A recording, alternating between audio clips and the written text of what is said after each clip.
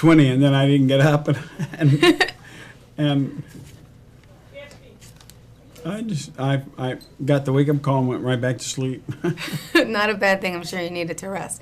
All right. Well, first of all, thank you for having me here. You're welcome. Let's talk. I just want to start basic. One question. There's been many contradictory stories about where you got your name from exactly. Tell me, Meatloaf. Where did it come from? Which one do you want? Well, I heard one about controversial high school. I want the real story. No, let's go back to which controversial story would you like? The Volkswagen, the Wolves, the pool table, the football coach, the Wolves. The Wolves. Oh, I was on a plane, flying in a small Cessna with Lamar Hunt and Bunker Hunt, whose father owned the Kansas City Chiefs, and with my father, and I was a kid, and they were going elk hunting, and the plane crashed, and it didn't really crash, but it was a really rough landing at night, and it had to go down, and I got thrown out of the plane, and this wolf grabbed me. I'm like, whoa, and the plane, but it was good. You went with it. It was flowing, and I started believing, and I'm I like, have all the story, but I can't. Plane crash. He's alive. I've done it. No, I've been called Meat since I was 9 months old. My dad called me Meat. Aww. And the loaf came about 10, 11, 12. Don't know. And there's a lot of people that claim it. Do you eat meatloaf?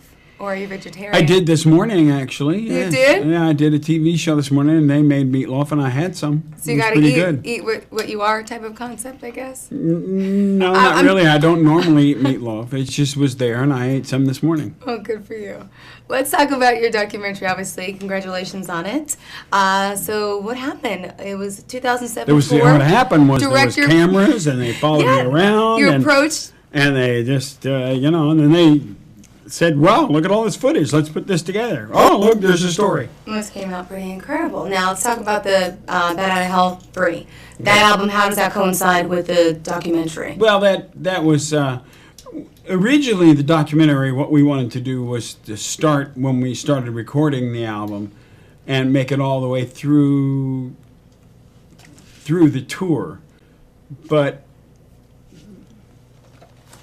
I think that's a really big budget. And so we narrowed it down to where they just followed us around for 6 weeks. And kind of gave you an insight, because nobody really... I never let anybody into that. Because when I do interviews, I give them silly stories like the wolf thing. And if I do interviews long enough during the day, I'll get the same question. I'll make up a different answer just because... I just figured it's easy. It's a lot of fun, because then in 2 years when you're doing interviews again, they go to you. Well, I read this interview where you said that, and I go, oh, what did I say? And like you did with me, and I told you what I heard, and then yeah. So you say, oh yeah, well here's another random story. Yeah, and so I just like telling stories. So you're a little bit of a comedian.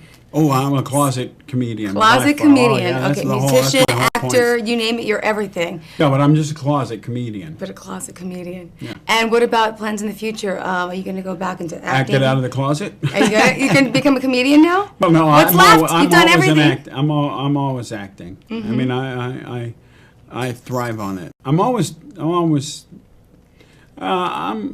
get to see in this documentary, you kind of. The real me comes out. There's not too many like there was a scene with with Dennis Quaid, right?